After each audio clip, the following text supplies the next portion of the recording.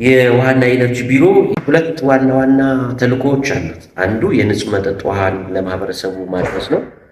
ሁለተኛው ደግሞ አማራጭ የኤነርጂ ስራዎቹን በህብረተሰቡ ተደራሽ በማድረግ ጤናማ ዜጋን መፍጠር ነው። ትልቅ ሀብት የሚፈልጉ ስራዎች ናቸው። ስለዚህ ባለው ልክ የክልሉ መንግስት ከፍተኛ በጀት ከሚበጅትላቸው ተቋማት ውስጥ አንዱ ነው ማለት ነው። ስለዚህ ይህንን ሀብት በአግባቡ መምራት፣ በአግባቡ ማስተዳደር እና የመጨረሻ ውጤቱን ደግሞ ለማህበረሰቡ ንጽህናው የተጠበቀ እና ጤናማ ዜጋን መፍጠር ስለሆነ ዋናው ዓላማችን በርካታ ሂደቶች አሉት። እያንዳንዱ ስንወስድ ማለት ነው ንጹህ መጠጥ ውሃም ከጥናትና ዲዛይን ጀምሮ እስከ ግንባታው ተጠናቆ ርክክብ ተፈጽሞ ማህበረሰቡ ጋር እስከሚደርስ ሰፊ ሂደቶቹን የሚያልፍ ነው። የኤነርጂ ዘርፉን በተመሳሳይ ማለት ነው።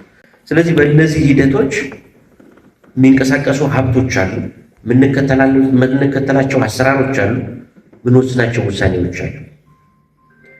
ነገር ግን በምንሰራቸው ስራዎች፣ በምንከተላቸው ሂደቶች እና በምናስፈጽማቸው ተልእኮዎች የተመደበውን ሀብት በአግባቡ በቁጠባ እና ለታለመለት ዓላማ መሆን መቻል አለበት። ስለሆነም ይህን ሀብት ያለችው ውስን ሀብት ነው። በክልላችን በሀገራችንም ውስን ሀብት ያለበት ነው።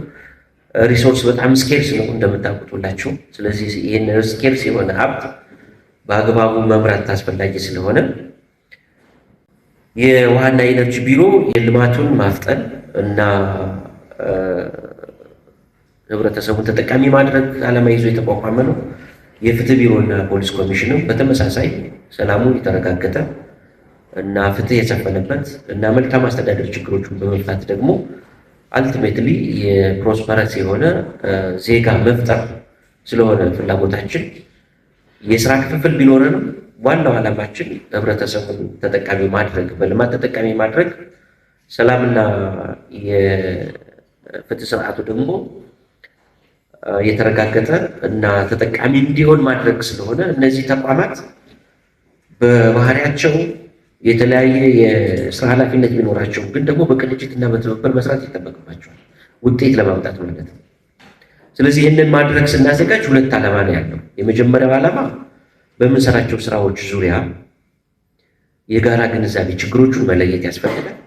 ችግሮቹን ለይቶ የጋራ መፍትሄ ማስቀመጥ ያስፈልጋል እና የጋራ ግንዛቤ ደግሞ እንዲኖረን ይጠበቃል ማለት ነው። ስለዚህ የጋራ ችግሮቹን መለየት፣ መፍትሄዎቹን ማስቀመጥ እና የጋራ ግንዛቤ መፍጠር ነው። የጋራ ህዝብ አለ፣ ሁላችንም የቆምንለት የምንለው ህዝብ ማለት ነው። እኛ እንድትገነዘቡን እንፈልጋቸው ነገሮች አሉ። እናንተ ደግሞ እንድናቃቸው፣ እንድንከተላቸው እና እንድንተገብራቸው የምትፈልጓቸው አሰራሮች፣ አቅጣጫዎች ይኖራሉ ብዬ አስባለሁ እና እነዚህን ሁለቱን አዋህደን የጋራ ግንዛቤ ፈጥረን የበለጠ ማህበረሰባችን ተጠቃሚ የሚሆኑበትን መንገድ መፈለግ እና ማመቻቸት ስለሆነ ችግሮቹ ይለያሉ፣ የመፍትሄ አቅጣጫዎች ይቀመጣሉ። በተቀመጡ መፍትሄ አቅጣጫዎች ደግሞ ትብብርና ቅንጅታችን አጠናክረን ወደፊት ስራዎችን በመስራት ለህብረተሰቡ ዘላቂ ልማት ማረጋገጥ፣ ሰላሙንና ፍትሁ የተረጋገጠ ዜጋ መፍጠር ስለሆነ እነዚህን ዓላማዎችና ተልዕኮዎች ለማሳካት ይሄ መድረክ ወሳኝ መድረክ ነው ብዬ አስባለሁ።